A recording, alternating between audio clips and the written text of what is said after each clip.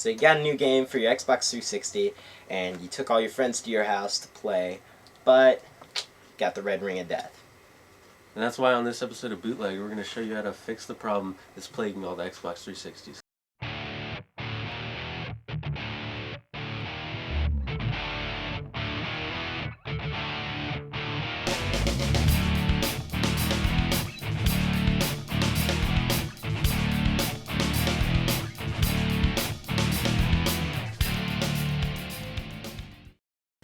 So we have our Xbox console, and now I want to make sure that it is the console that's the problem, and not the hard drive or memory card.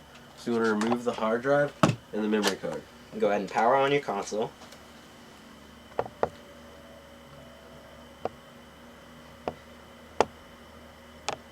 Okay, and so it is indeed the red rings of death.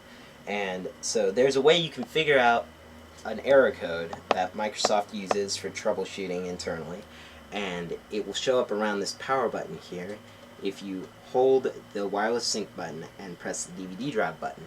And if all 4 lights are lit up, then it's a 0. If one's lit up, it's a 1, 2 a 2, and 3 a 3. So we have 0, 1, 0, 2. And that's great because that is the easiest error code to fix and one of the more common problems. Okay, so the first step in disassembly is removing the faceplate. You 360 owners out there, you know what I'm talking about, the little white piece on the front or whatever custom color you got, design, whatever. While you're in there, make sure to check the Microsoft warranty label. If it's still there and intact, I highly recommend calling Microsoft and having them ship you a box. You put the unit in it, you send it off, it's completely free. They'll send you either a new or refurbished one, maybe even yours back if they could fix it. But it's better to end up with a working console than no console at all. Because, while this method has had great success, there have been times where it hasn't worked, and it would be really disappointing to try this hack having known you had the warranty seal and have it not work. So I recommend just steering clear if you got the warranty. Now a little bit about the red rings of death. So there are many theories out there as to why Microsoft has this huge console failure on their hands. And we've sifted through a lot of the facts, a lot of the fiction, to find what we believe is the most credible explanation as to why this is happening. And so we think it's the solder that connects all the components on the motherboard that's the culprit. Microsoft used a lead-free solder in the Xbox 360, and they used a cheap lead substitute, and this solder actually develops hairline fractures when it varies in temperature too greatly. And since the 360 does get really warm and then it'll cool to room temperature, that's a huge temperature difference, and there's been a lot of disconnects created on the motherboards as a result of this. So what we're doing to remedy this problem is we're replacing the X clamps that hold down the CPU and GPU heatsinks with screws that we can tighten down really hard. And since there are a bunch of solder joints under the CPU and GPU, we're hoping to restore broken connections and possibly fix our 360. This method has had great success with error 0102, and other errors have had varying success.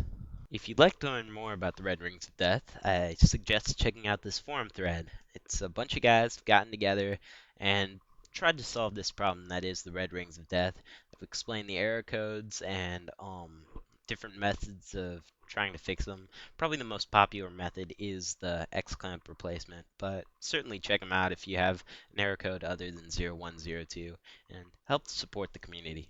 Okay, so either you're missing the warranty label or you're just insane and we can't help you. But nevertheless, you want to open up your 360 and get started on our little mod. So what you have to do is remove the top and bottom pieces from the Xbox 360, and for the bottom piece there are 6 pins that you have to push with a screwdriver through the holes in the side of the case on the white plastic part. And so for the bottom, poke 3 holes on the right side using these pictures, and then poke 3 holes on the left side. And you'll need to do the same thing for the top. You'll need to first remove the hard drive and then look at the space where the hard drive used to be. You'll see two squares on the back lip of the hard drive area, and you will need to push forward and right on the left square and forward and left on the right square, and then repeat like the bottom piece. So we've taken the top and bottom off of our Xbox, and now we have to remove the white casing. Now to start doing this, you can turn to the back and you can see these little slits along the back of the Xbox.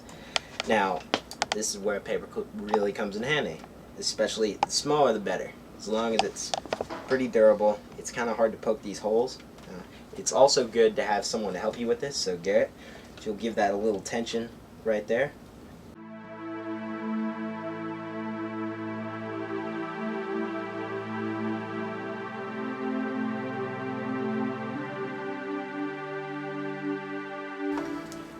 There we go. Now we've got the plastic shell off. So now that we have half of the white shell off the Xbox 360, we have to get the other half off, and that involves taking off all of these screws here. And this is why we love Microsoft. To take all of these screws off, you're going to need a T8 and a T10 Torx screwdriver bits. And the T8 removes these black screws here, and the T10 will remove these silver screws all around the edges.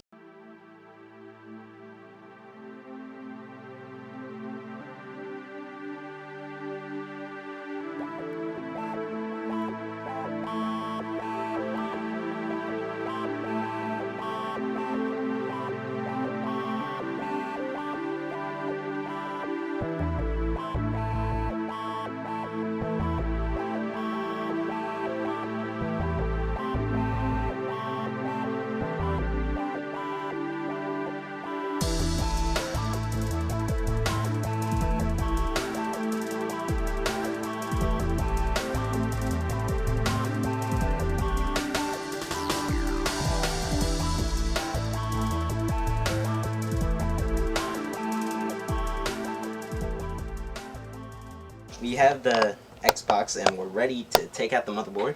The first thing we have to do is remove the fan power cable right here. It's a little bit difficult, but once that's done, the motherboard will slide neatly out. And here is the hack that we're going to do today. It's replacing these X clamps that hold the CPU and GPU heat sinks on. And so you're going to need a really small screwdriver, and you want to just place it underneath the clamp near the screw and twist, being careful not to damage the board. If you slip, you can hurt yourself or the board, and I actually have scraped a few motherboards doing this. It can be difficult, so just try to find the ends that are loose. And if you get two off, usually the other two will come off fairly easily. And never do ones opposite from each other, because then that puts more tension on the other two that are opposite from each other, and it makes it harder to get off.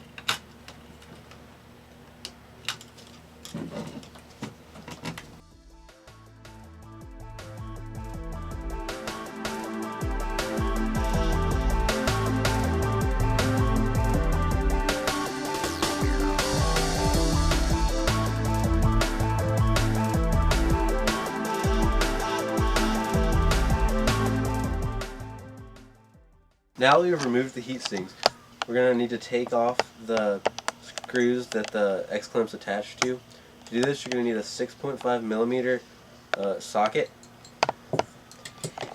And this actually does take some elbow grease. You gotta loosen it up a little bit.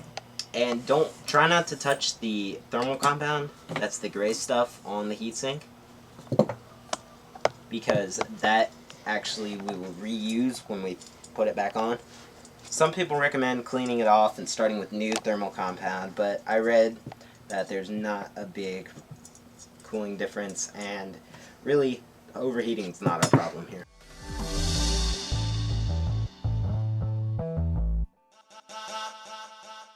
Okay, so now we have our heat sinks and our motherboard ready, and we're going to be replacing those X-clamps and screws with number 10 5mm flathead screws. 5mm wavy washers and 5mm nylon washers. We have 8 screws, 8 wavy washers, and 16 nylon washers. And so you take a screw, take a wavy washer, put it through the back side or the underside of the motherboard, and take 2 nylon washers, put it on the other side.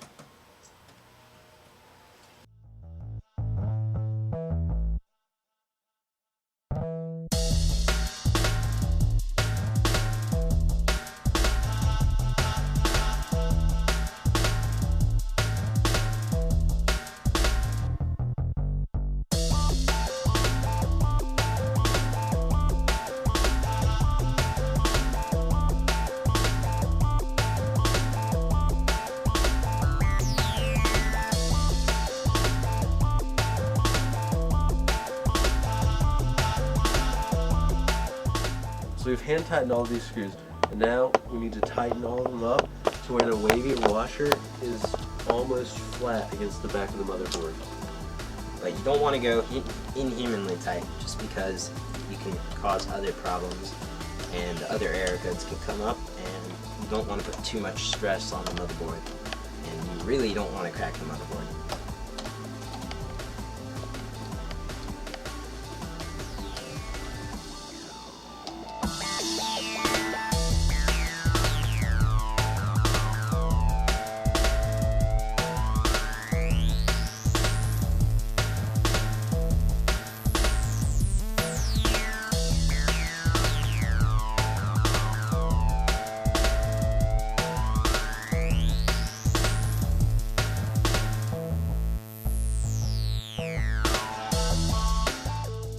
Now we need to test it out.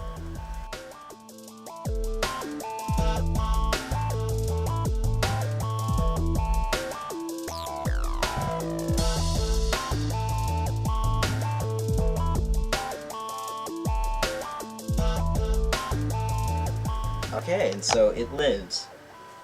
And it's worth mentioning, though, that it did take us a while playing with different amounts of tightening of both the GPU and the CPU. We had to play around for quite a while on it, and we were able to get different error codes. So it will take some trial and error, but in the end you should be able to get it, especially if you, in the beginning, had error code 0102. And so now we're going to show you how to put this thing back together.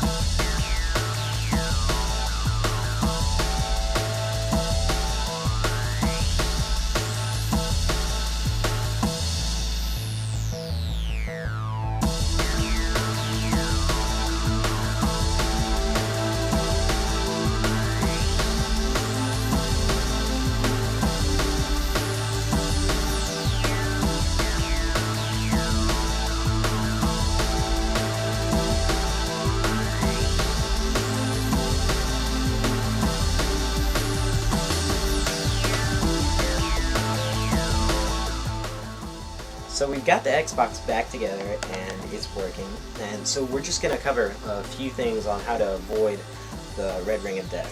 One, you want to keep your console in a ventilated area and make sure that it has plenty of room. Two, you also want to keep the power brick in a ventilated area because that actually can get fairly warm.